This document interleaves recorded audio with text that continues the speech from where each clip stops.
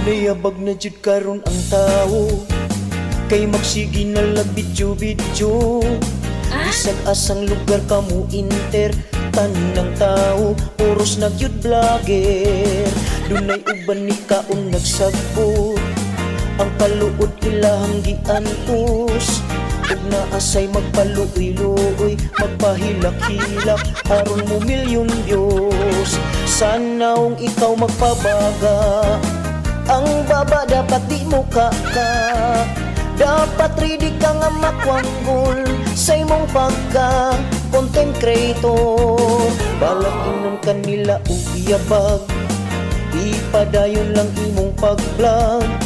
Kinahanglan mo sabay sa uso aron nga mag-viral ang imuhang video.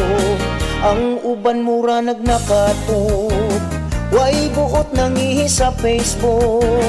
Si Lula Intaw nagpabadlong, magic sarap, reggae tabon. Lola mo badlungon kaayo, naghimo og video, naghubo, naghukas, nagtibak para daghang mo view. Lola mo perti ng sikata, kay nag-million views na ang mga nag-vlog ug tinarong grabe nga suyaan.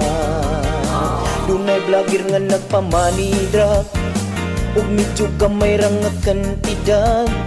Sa followers siya gikasukan, iyaw-yawan, unya gikasapan. Unya dihay tiguang babae, ang iyang content kay magpasiksi. Tungod sa kabaga niyag naong, iyang Facebook na monetize dayon.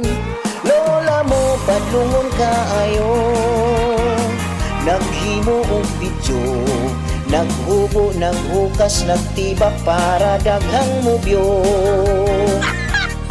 Lola mo puwerte ng sikata, kay nag-million views na ang mga nag-vlog ug tinarong grabe nga suyaan.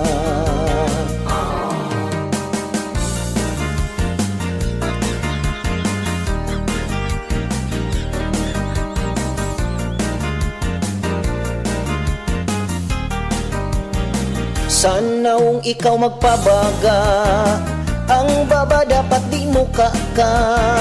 Dapat ready ka nga makwanggol sa imong pagka content creator. Lola mo badlungon kaayo, naghimo og video, naghubo, naghukas, nagtibak para daghang mo view. Lola mo pwerte ng sikata, kay nag-million views na ang mga nag-vlog ug tinarong grabe nga suyaan. Oh, lola mo badlungon kaayo, naghimo og video, naghubo, naghukas, nagtibak para daghang mo view.